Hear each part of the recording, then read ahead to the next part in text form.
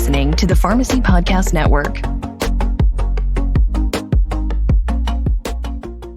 Here's a message from today's episode's sponsor. Insulet, makers of Omnipod, are proud to partner with the Pharmacy Podcast Network to support the 2023 APHA Annual Meeting and Exhibition. The Omnipod 5 automated insulin delivery aid system is indicated for people with type 1 diabetes ages 2 years and older. Omnipod 5 is the first and only tubeless aid system in the United States that is exclusively available in the pharmacy. The Omnipod 5 combines a tubeless, waterproof, wearable pod that integrates with Dexcom G6 CGM to automatically adjust insulin based on glucose trends every 5 minutes. Visit the Omnipod team at booth 216 to learn more about this innovative technology. Disclaimers. The pod has an IP28 rating for up to 25 feet for 60 minutes. The Omnipod 5 controller is not waterproof. The Dexcom G6 is sold separately and requires a separate prescription. Visit omnipod.com/safety for additional important safety information.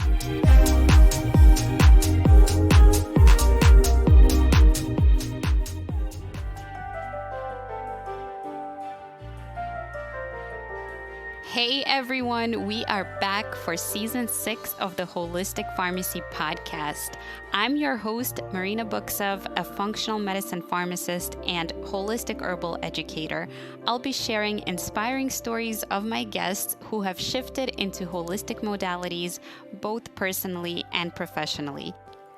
My co-host, Dr. Jenna Carmichael, will be joining me to lead the Journal Club episodes to share an evidence-based approach to holistic and herbal medicine. I'm so glad you're here and hope you enjoy the show. Hi, and welcome back to the show. I can't wait to release all the amazing episodes I've been recording thus far behind the scenes with the most inspiring people.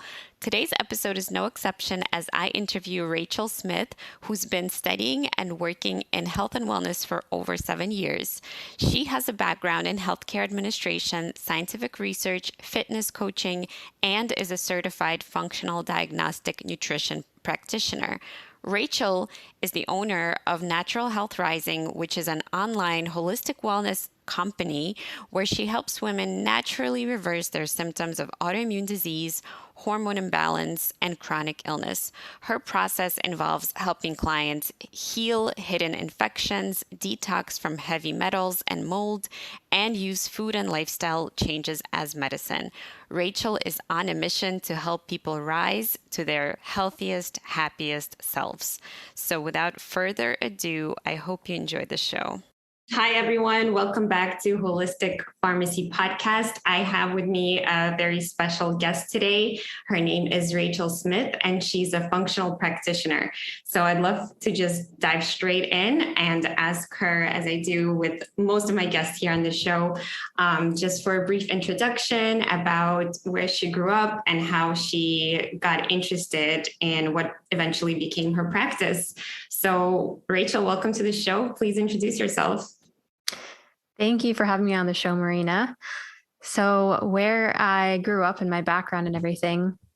Well, I originally am from Illinois, and I lived there in a pretty small town north of Chicago till I was 10, moved to Florida with my family after that, and mostly grew up there. I am now in Arizona, but most of the time in nice sunshine states. So that's been nice growing up. But basically what got me into what I do today was really a series of my own health struggles, and then also seeing a lot of things happen with my family too. So I was not really a healthy kid.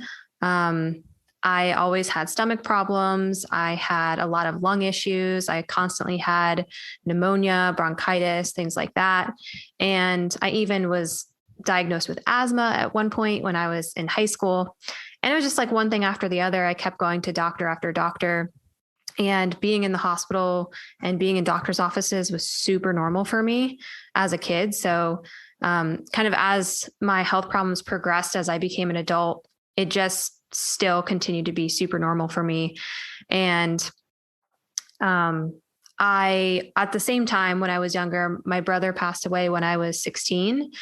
from pharmaceutical overdose, and my grandfather passed away from a super rare cancer. And these were kind of two things that happened back to back where I was like, that's really weird. Like, why did that happen? Was there a better way? So kind of with that and with my health problems, I wanted to get into healthcare in some way and try to alter it. I was like, oh, if I can get into quality improvement or something in healthcare, maybe I can come on the back end and fix things. But as a young person, I didn't really know what that meant or what that was going to look like. So I went to school studying healthcare administration, thinking that I was going to be a CEO of some hospital and make all these massive changes. So during that time, I actually wound up getting super sick and my hair was falling out. I had heart palpitations. I could barely swallow sometimes. I was having panic attacks and I was literally falling apart. And so by the time I graduated and I turned about 21, I was rushed to the hospital for almost having a heart attack, which they wound up doing a heart surgery on me to see if I had any electrical issues going on. They didn't find anything. And that was kind of the tipping point for me after experiencing everything in healthcare, everything with my family, myself, and still having no answers. And then at this point, also seeing the opposite side of healthcare, like actually working on the corporate end, I realized that I wasn't going to make any changes where I was sitting and I needed to kind of look into different alternatives. So that's when I got interested in functional medicine and holistic health. I started reading tons of books, listening to all sorts of podcasts, and eventually found out that I had Hashimoto's, which is an autoimmune disease. And as soon as I started working with a functional medicine practitioner, my health problems started to go away. So it seemed so blatantly obvious and simple once I started working with them, but I just couldn't believe that I had spent my entire life not understanding that and not being exposed to that. And same thing, I was like, okay, wow, maybe my grandfather and my brother and like all these other things could have been fixed in a totally different way. So again, like along with their issues in mind, it just really inspired me to want to help people in the same fashion that I was starting to help myself. So I went back to school and I started studying biochemistry and anatomy and physiology and everything I could get my hands on. I didn't really know what the exact route was. And then eventually I wound up to a place where I got my certification as a functional diagnostic nutrition practitioner. And that is where I am today. Hopefully that wasn't too long of a story. Yeah, thank you so much for sharing all of that. And first of all, I'm so sorry about what happened to your brother and your grandfather and, the health journey and all the challenges that you've shared personally.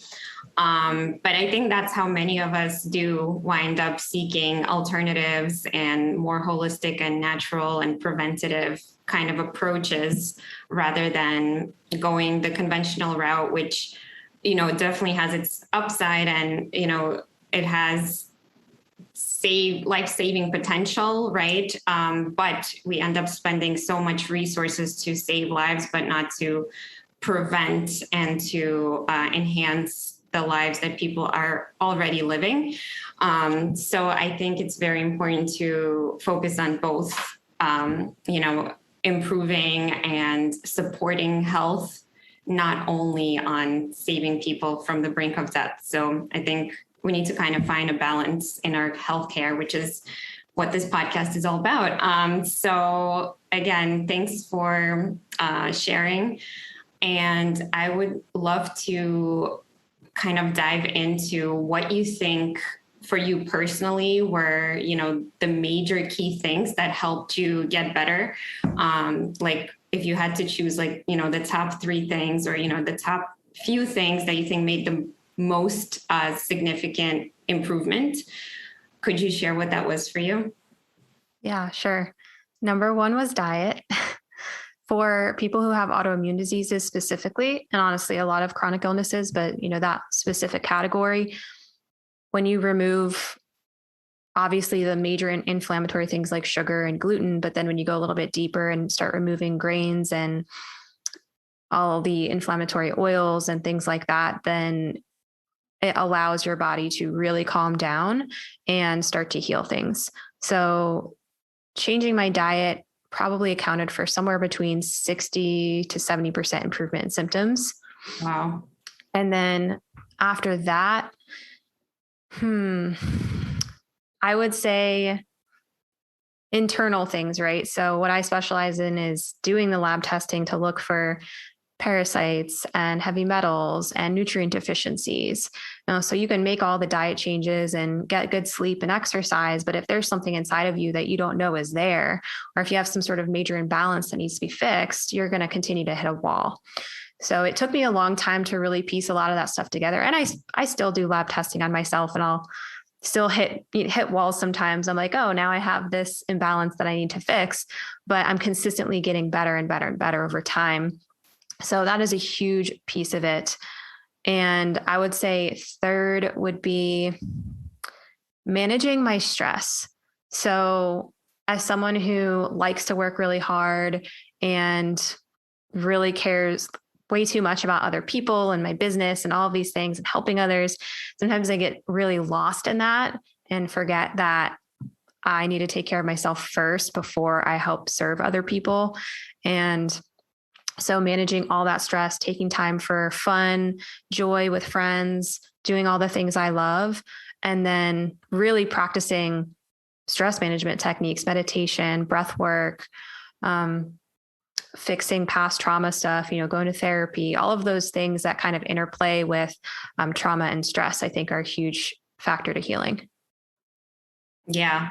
All of those are super, super important. And like you said, preliminary, right? Because I don't even know which order I would rate them in, because now more and more I'm seeing, the nervous system is so important because it regulates every single other part of our body. It interfaces with everything that's going on. So if your nervous system is not optimally reacting to stress because there's past trauma and, repetitive patterns, going into fight and flight and freeze, then it's really difficult to get the needle moving anywhere, right? So it's it has to be a multifactorial approach where we tackle some of these issues, maybe not with one practitioner. Maybe we do need a team of practitioners that specialize in each of these areas, but tackling it from all these different angles is super critical, because we can't just, like you said, get a perfect diet going and then everything will fall into place. Unfortunately,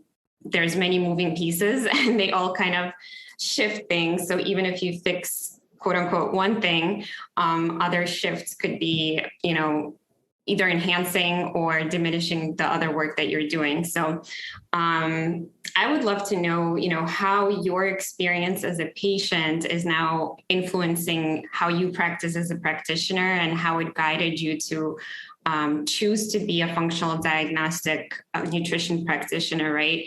Why is that the path that you chose? And how does it influence how you interact with and advise people? Mm-hmm. That's a really good question. So as I was, even though when I met the first functional practitioner that helped me, he helped me so much. But the issue there was, I think I spent $4,000 or somewhere around there. And I had maybe 2 sessions with him or something. I mean, he was rated as one of the top functional practitioners in Florida, right? He was like on TV and stuff. He could charge whatever. And I didn't care at the time. And just him diagnosing me and telling me to change my diet was totally worth that.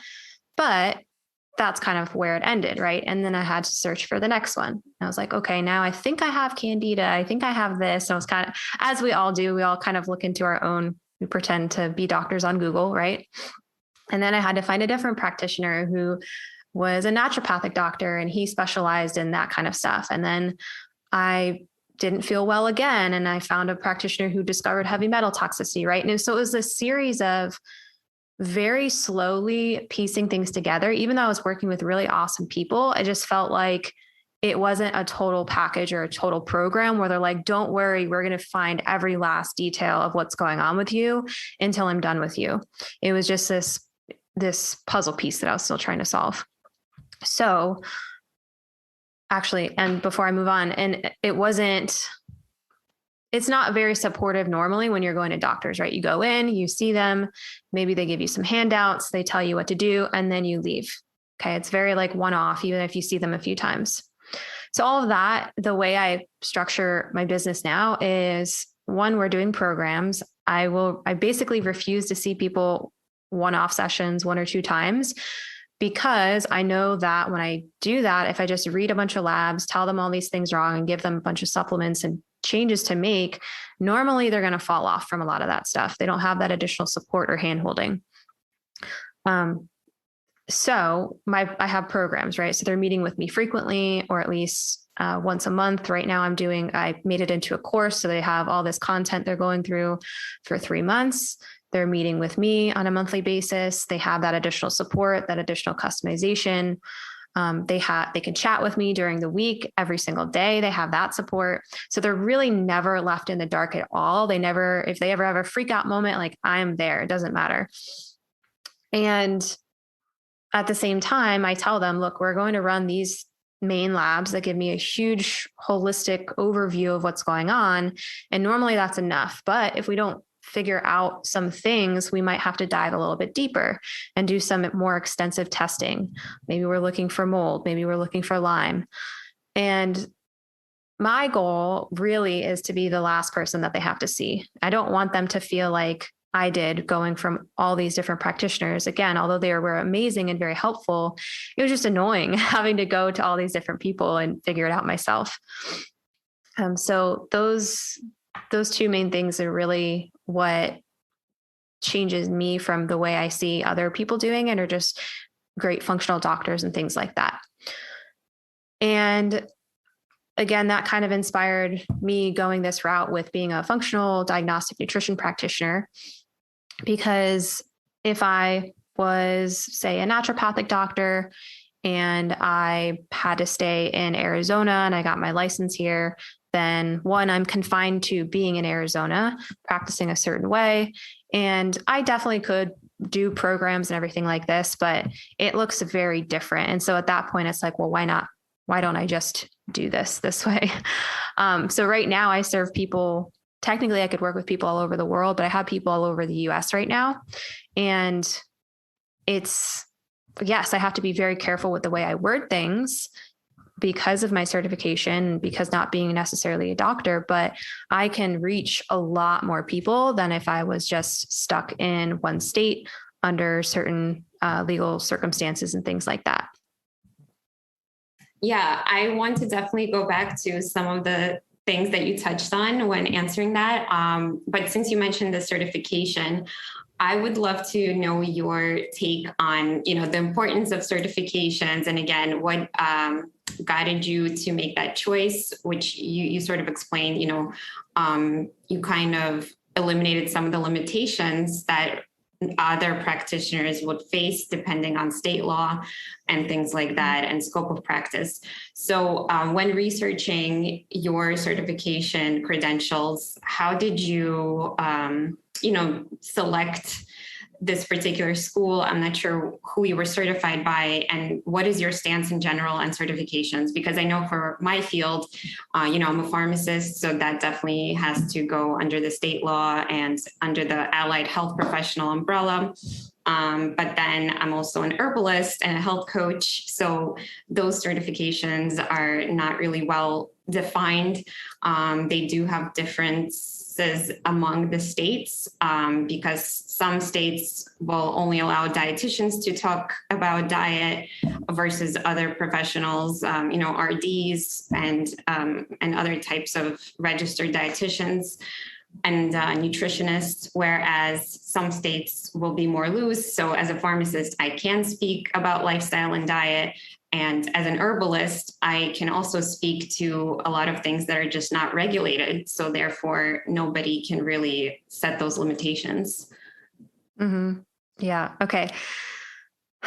So first of all, I think it matters on what is your goal, right? So registered dietitians, I'm pretty sure, and correct me if I'm wrong, but I'm pretty sure an RD, they have to recommend certain guidelines, right? Is that correct? Yes. Okay. And there's a lot of calculations and nutrients and calories and all of that very detailed work. Right. So if you're someone who 100% believes that the way that the American government wants us to eat food is correct, then go be a registered dietitian. And if that's the guidelines you want to follow, right? Because you're going to be bound by those. And I actually know some registered dietitians who thought that they wanted to do that, made it their career, and then way later down the road realized, oh, wow, this actually isn't helping people and I don't believe in this anymore. So that's a really tough spot to be when you went through all that school and you don't have a choice and you have to kind of pivot out of that. So I think that's something to consider. I personally get frustrated with this stuff with doctors and licenses and certifications, because at the end of the day, all of that stuff is just a label. And what really matters is the solution that we're giving people and how good of a practitioner are we as a person. Like I said, I went my entire life as a sick child going to hundreds of doctors and them all telling me that I had all these crazy health problems that I wound up reversing when I got older eventually, right? So just because they're doctors didn't mean they knew anything about what was going on with me. And same thing, you could go see someone like me and they could be terrible, right? They might not be a good practitioner. So I have trouble with the whole labeling thing because I don't know if you know this, I did go to naturopathic medical school for about a year during the pandemic. And that was kind of wild for me because we were just learning everything online. A lot of crazy stuff was going on with the school at that time, and it just didn't seem right for me. Thank goodness I was able to figure that out because I'm super happy where I'm at. But again, that was where I kind of realized, okay, do I really want to be bound in Arizona? Do I really want to be bound by all of these things? So I think just sitting there and thinking through all of those situations and scenarios, like, are you going to move? What population do you want to serve? How do you want to practice? Do you want an in-person practice? Do you want an online practice? Right. So how did I pick mine? It was a friend of a friend who is super successful in this business. And I saw that he was able to do the functional labs. And I thought, well, that's super cool. That's basically why I wanted to go to medical school. I just want to be able to do the labs and everything. And so I chose that because I have a past of not only going through my first bachelor's degree and then basically all going pre-med, almost having a biochem background as well. I did a bunch of research. I went to medical school for a little bit. Then I did this program. So the way that I practice is going to look completely different than, and my knowledge background is actually totally different than someone who just walked into this program, did the certification and left, right? We both have the same certification, but we have completely different backgrounds that most people don't know all of that about me, right? So again, I think at the end of the day, it's just like, what outcome do you want to have? Who do you want to serve? And then you need to get the testimonials from those people to really prove and be like, look, I have XYZ certification, but these are the things that I can do for you. And these are the testimonials I have. Yeah, I love that. Yeah, biochemistry is so important. So when you understand like the nitty gritty of what's happening in the biochemically and biologically, the wedding of those two things is really important. So all of the things that we use, whether it's herbs or supplements or foods or lifestyle changes, they all inform our biochemistry, and as well as the environmental factors too. Mm-hmm. So, and, metabolism and elimination. So all of these things, if we understand the biochemistry, we will definitely understand all the upstream and downstream effects of what we're doing. So that's why I think having a previous license or background, either in chemistry, in pharmacy, biology, pre-med, like you said, or, having some sort of foot or taking those classes at least will be super important. And also having that awareness and the focus that this information is actually really useful and not just trying to get through a class because it's required by your major, right? So I honestly wish that I paid a little bit more attention in biochem because I love chemistry. So, organic chemistry, everything, that was my jam. But biochemistry, for some reason, to me, was not like very intuitive. So, if you memorize those amino acids, if you know what's essential, if you know what's converted into what, that is half the battle, honestly. And then you could kind of really understand what's going on and why things are working. And when we know the why, it motivates us to keep going, because we know that, hey, this is science and this is happening in my body. So, I just have to stick through it because it will work, right? So if we're very confident about the science and about the biochemistry, we can be very confident about the outcome. And also, like you said, experience, right? The empirical reviews and that data that you've been able to help somebody overcome certain things is really good for building your confidence and enhancing your practice, right? So I know that you're very successful in your practice and with your programs that you've developed and the packages and how you work with people. So, and as you mentioned, that it was informed by the way that you went through the kind of the healthcare system. So how did you build this practice? How did you get those testimonials? Because I know that what you mentioned before about people going through kind of like the popular, right, treatments, Candida was popular at once. Everybody was looking for Candida. Leaky gut was popular. All of a sudden now everybody has leaky gut. There's these like fix it all approaches that, this is the reason behind everything. And then every like several years or a decade, it kind of changes and we find more information. Everybody has metal toxicity. Everybody has XYZ going on. So we kind of generalize based on like the current fads and what's, popular. And then Google, like you said, now there's so much information available and accessible that it's almost like impossible to even understand what is the truth, right? How kind of dig to the bottom of it and play detective. So how do you approach your patients? I know, you have a niche, a specific niche that you serve with autoimmune conditions, but each patient can be different, right? So how do you approach each patient knowing that they could have a different way that they like to be approached, right? And also that their disease state could be unique even though it's the same diagnosis. How do you handle that in your practice? Okay. So like I said, we kind of start with like a blanket of certain labs, right? Mineral testing and heavy metals, gut testing, organic acids, just to get a basis.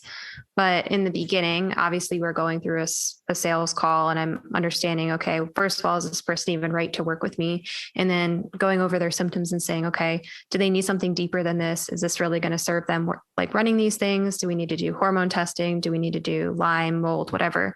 So that's the first part that's customized, is figuring out, are we actually doing the right initial testing for them? And then as far as meeting them where they're at, it's, every time I'm meeting with somebody, I give them a certain amount of materials that I expect them to be able to take on and do and accomplish in their life. But sometimes, and I always ask too, I say, look, are you somebody who wants me to throw the kitchen sink at you? Or are you somebody who gets overwhelmed easily?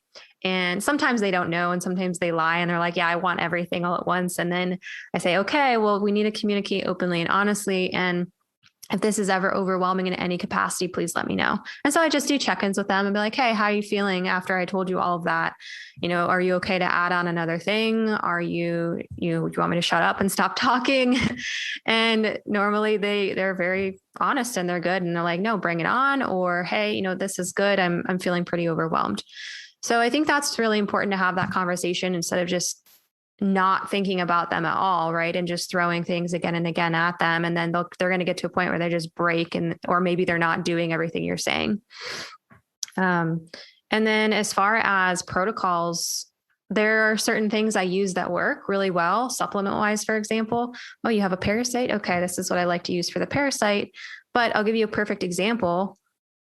I have one lady recently who had Giardia. I gave her the protocol that I knew was going to work. It worked. We retested, the Giardia was gone.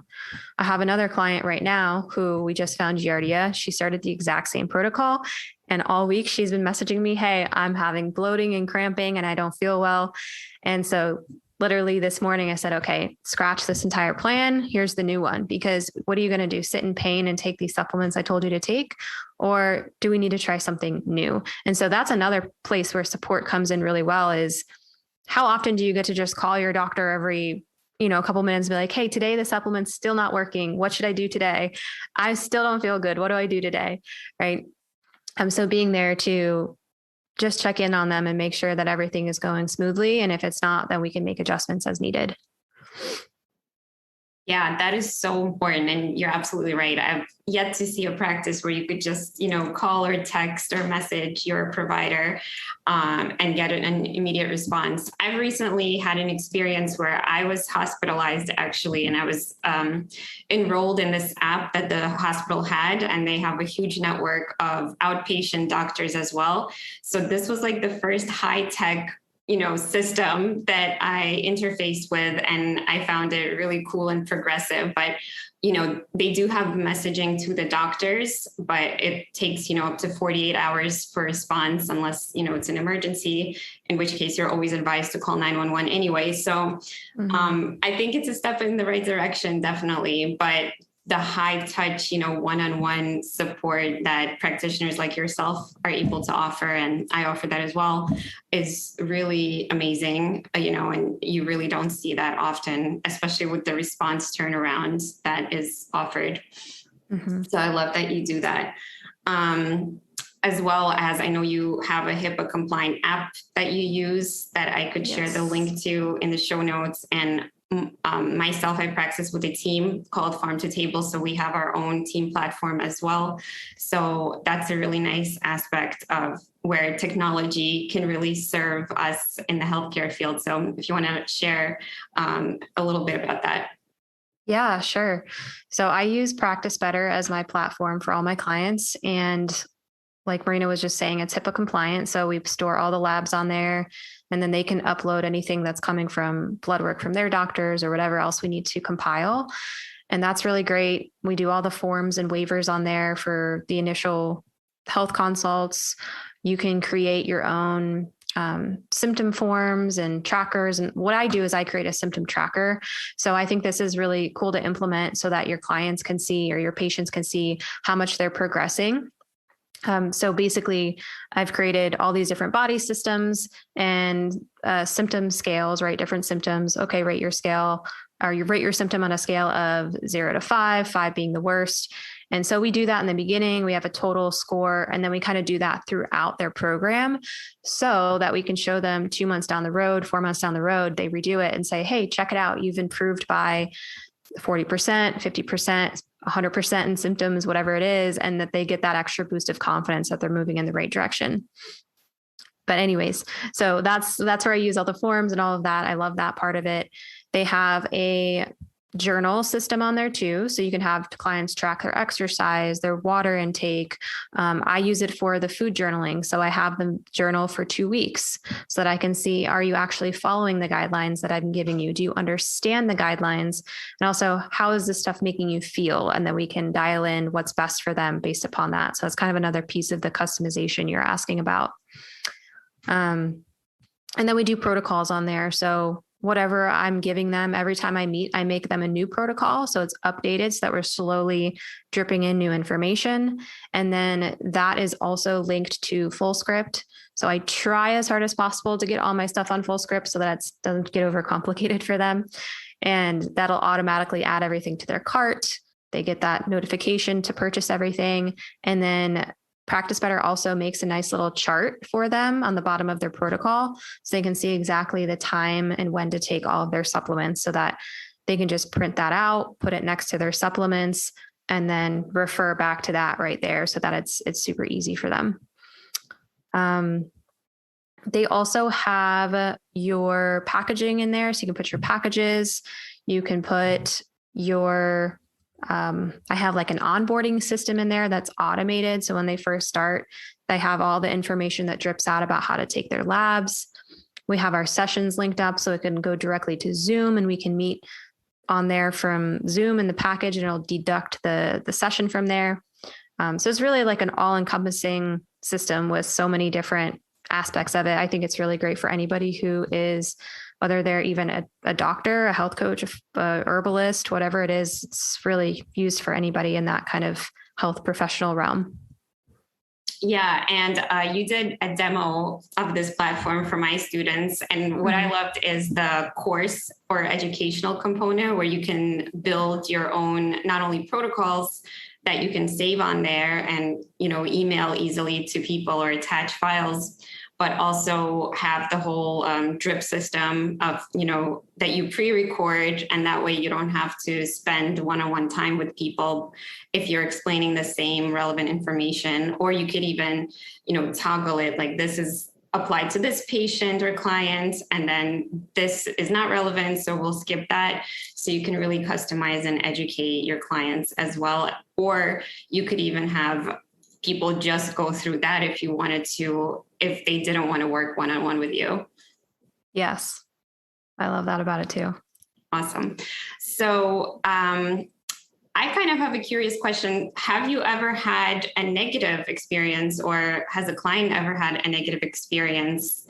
I would imagine, as you said, that you have a system where you, before onboarding and accepting a client, you want to make sure it's a good fit. So I imagine that a lot of it you're already screening for whether or not they will benefit from your program or not.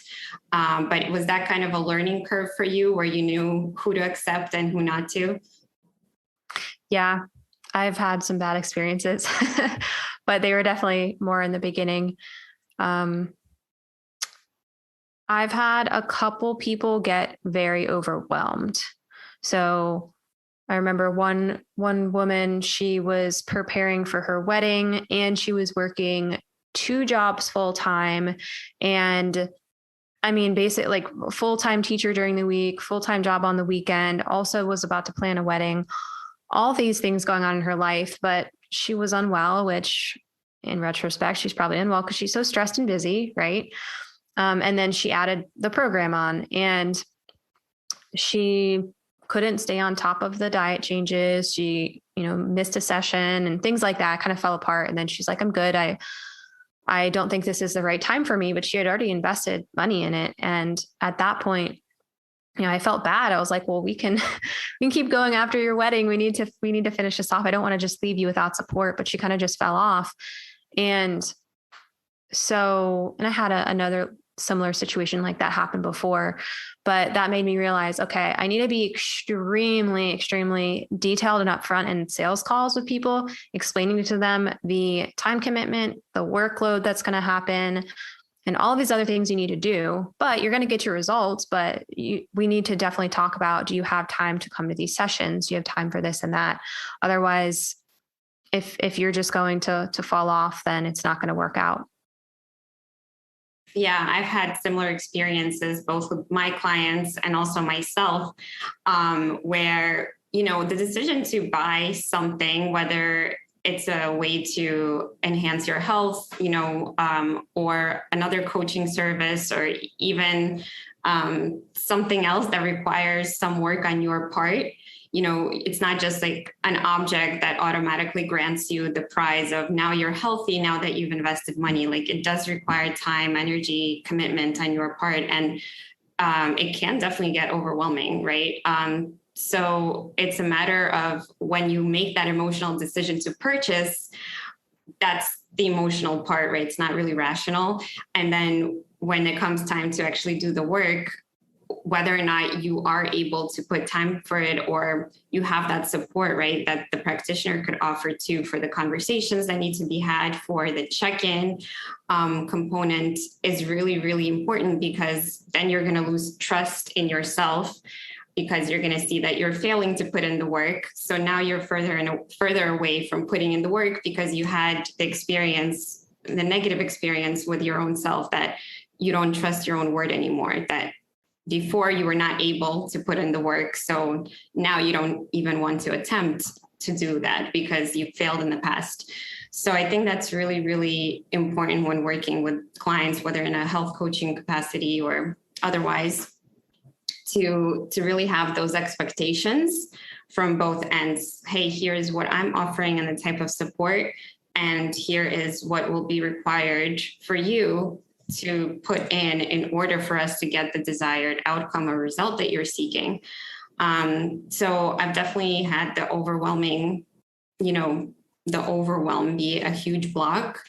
And also when it comes to actually, performing, right, or expecting your body to perform or to improve, it can also be very challenging, just on a mental level to limit things for yourself. Like if you go on an extreme limiting diet, right, the elimination diet, that is so useful and so beneficial, but it takes 4 to 6 weeks at least for you to see any improvements on that. And so how do you work around really challenging things? And you've had to do it yourself, I imagine, for Hashimoto's and in your health journey. So how do you model it for your patients, and how do you make it so that it doesn't seem like they're depriving themselves and kind of motivates them to keep going? Mm-hmm. Well, I make sure I spend a lot of time talking about all the things that they can do every time they feel, oh, this is restrictive, or I feel, they have emotions coming up or something like that. I'm like, okay, well, what are you actually missing? What's the thing that's really frustrating you that you feel like is so out of the normal for you? And then we just find a swap for it, right? And they're like, well, but I love pasta so much. It's like, okay, great. We have cassava pasta. It's no big deal. We just make that switch, but people don't know about those things. So it's just having that conversation and explaining that there's plenty of things that they can eat.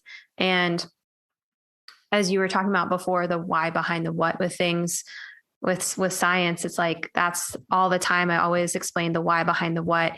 Okay, well, we're removing this thing because it's causing pain in your body, or it's causing inflammation, or it does X, Y, and Z biochemically. And then they're like, oh, okay, well, that makes sense. So I shouldn't do that. But this food has all these micronutrients in it and all these vitamins and amino acids, and this helps build your hormones and this and that. And so they're, oh, okay, so that's super healthy for me. Great. So really just going deeper, explaining, and then making sure that wherever they feel like they're lacking, you just come up with something that's a substitute for it. Right. And I feel like I had something else to say. What was the rest of the question? I think you covered it about how to make somebody feel like they're not being too restrictive on themselves, and that they can put in the work, to make the changes, even if they've failed in the past. Yes. All I was going to add was I also give them a lot of stories, right? So I'll tell them, okay, we had this client who had this exact same disease, and they were able to do it in this amount of time, or maybe it's not going to happen in that amount of time for you, but that result is achievable. So just giving them those stories and that confidence that it is achievable, and so that they keep that mindset going. And then we try and celebrate small wins too. So I always ask them, what are your wins this week? What's going on? I have a chat with wins in it so that people will be encouraged to share those things as they come up, but just trying to remind them that there's other things that are positive in their lives. And that goes back to the symptom tracker thing I do too, because people forget, like they make all this progress and then they forget that in the beginning they had bloating and constipation every day, but now they don't, but they still have headaches or something like that. So they start to focus on all the things they have and forget all the things they did have. And so when we can show them, hey, you've made all this progress, then that also keeps them motivated to continue to go.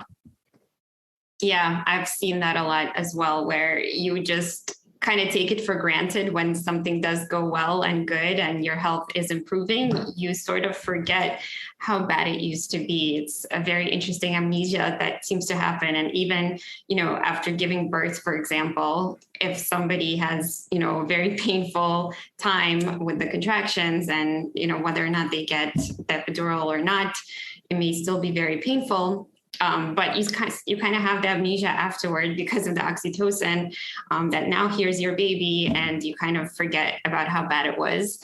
And then, everything is a matter of time, I feel like, right? Healing is also a matter of time if you're doing the right things. So you kind of, the further away you get, sometimes, the further away is like your emotional memory of what happened. Trauma works differently where you're constantly re-triggered. But for a lot of cases, for example, in my recent experience where I was hospitalized, the further and further I am away from that experience, the less kind of flashbacks and negative stuff that comes up from that experience. So, I think what you said about expectations is really important. And that has been reflected in my own journey where if there is a sort of timeline and progression that we set forth, and we have examples of how others were able to achieve similar things, it really is motivating because it shows people that it's possible and they're not just doomed to never see any results. Right. Awesome. Well, I want to thank you so much, Rachel, for coming on and sharing your clinical and business pearls with us. And if you just have like 2 more minutes, we can do a rapid fire round. Okay. Okay. So question number 1, what's the number 1 thing that somebody can do to experience a better quality of life right now? Oh, the number 1 thing. Get outside and get sunshine and just get into nature, get your feet in the bare grass, do some breathing exercises outside, whatever it is, just relieve stress outside to get that sunshine and to get some fresh air. I think that people stay inside way too much. Yeah, absolutely. Totally agree. And so many things like we know, and we mentioned about environmental impact as well. And we're constantly exposed to things indoors. For some people, they're triggered by outdoors things. Other people are triggered by indoor things. So you never know.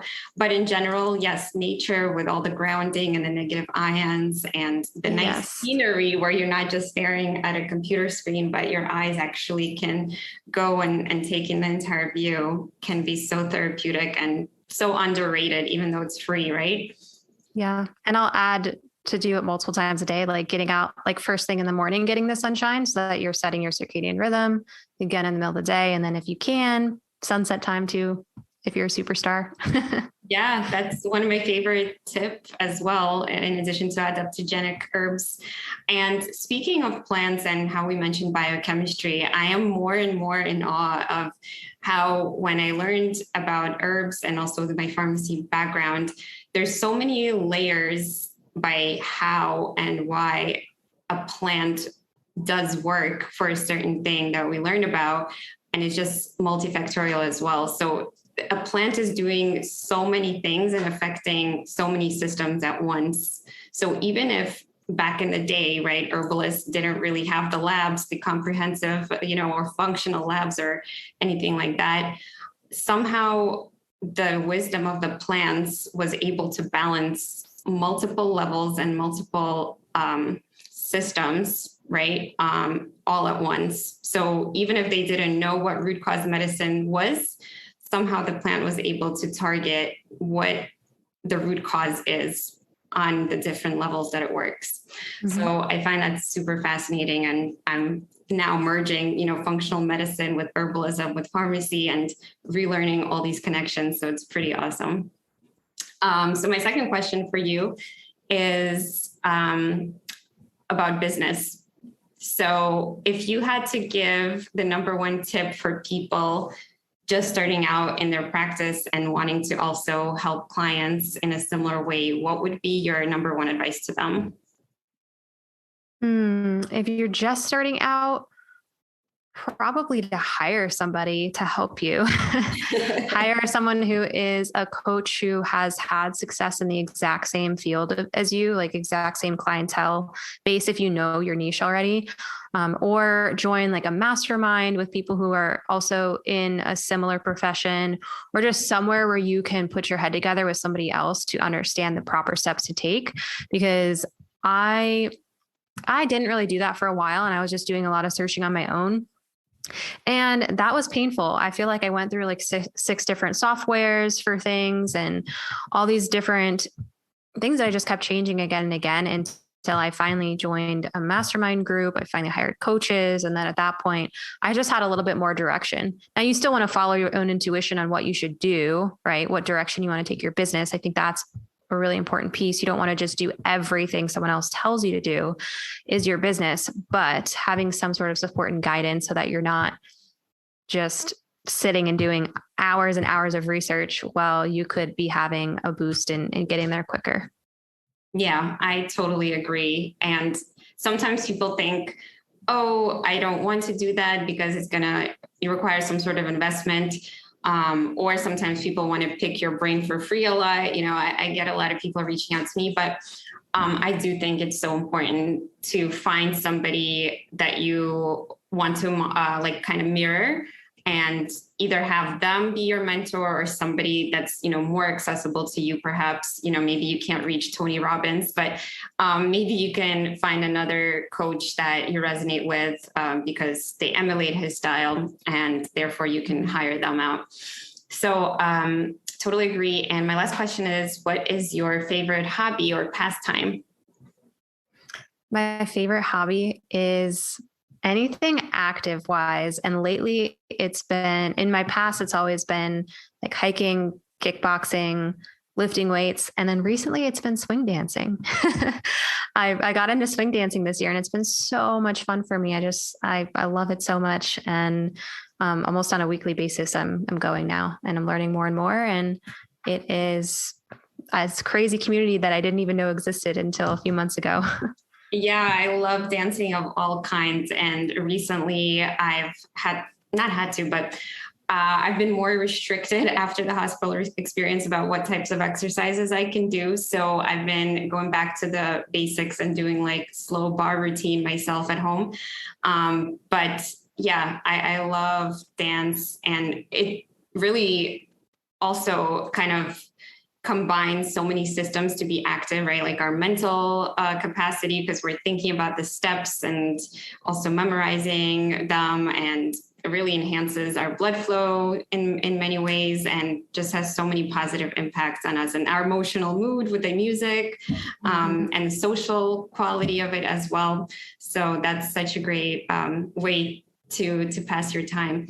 So thank you so much again for coming on and sharing your personal story and your business and coaching practice with us, your health practice. So I will share your links and ways to contact you and learn more about the Practice Better website in the show notes. And I hope you have a great rest of your day. Thank you so much for having me on the show, Marina. All right, take care. Bye. Thank you for tuning in to the Holistic Pharmacy podcast. I truly hope you enjoyed listening to this episode as much as we enjoyed creating it. If you learned something new from it, I'd love if you could leave us a 5-star review and share it with a friend who might love it too. You can find me on any of the podcast and social media platforms by looking up Holistic Pharmacist or Dr. Marina Buksov. Thank you for your support, and see you next time.